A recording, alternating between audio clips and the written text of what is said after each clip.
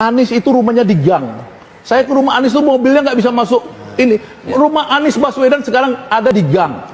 5 tahun jadi gubernur DKI dengan hampir 100 triliun anggaran, dengan 3.000 triliun PDRB. Bagaimana orang seperti itu ya dianggap dia itu dapat apa? Enggak, Anies tidak dapat apa-apa. Dari semua pekerjaan dia 5 tahun itu, dia tidak punya 500.000 hektar tanah seperti Pak Prabowo. Dia itu menjadi orang miskin kembali, tidak punya uang untuk mau kampanye dan lain-lain. Ini adalah seorang guru. Ya, ini rakyat harus tahu. Kalau Pak Prabowo baru sebentar jadi Menhan, udah punya 500.000 hektar lahan.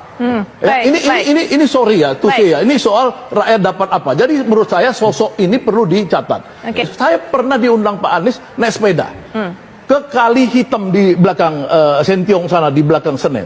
1 jam kita naik sepeda. Ngapain nih gubernur naik sepeda asap-asap sore-sore? Sampai ke sana, Pak Anies itu ketemu ibu-ibu yang ngurus PAUD. Ada namanya tamat RPTA. Ya, Pak Anies itu siang malam ngurusin pendidikan, dari urusan pendidikan orang-orang kecil, orang-orang yang membutuhkan ruang publik untuk menambah, mengekstensi. Ya, orang-orang miskin di Eropa, saya pernah jadi orang miskin di Belanda. Kenapa saya itu tetap sehat di sana? Karena pemerintah itu memberikan ruang publik, ya, taman-taman besar dan lain-lain. Ini dilakukan Anies supaya anak-anak PAUD ini, anak-anak kecil ini tidak kehilangan ruang publik. Jadi jangan di rumah gang sempit dan lain-lain. Ya, pada tahun 2022 semua orang gubernur loyal pada Jokowi. Dia menaikkan upah kurang dari 1% waktu itu. Anies menaikkan 5,1%. Upah boleh dilihat.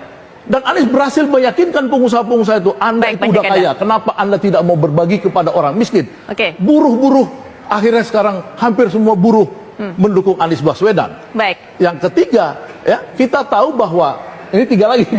Singkat saja Pak Sekada. Saya ingetin. 3 dalam 1, ya, bahwa Pak Anies ini, ya, kalau dia pada akhirnya insya Allah jadi Presiden Republik Indonesia, dia sudah berjanji bahwa tidak ada orang-orang yang menjadi kaya karena dia di kabinet dan lain-lain. Orang-orang yang ini adalah orang-orang yang betul-betul harus berjuang untuk rakyat Indonesia itu bisa menjadi kaya. Itulah janji Pak Anies.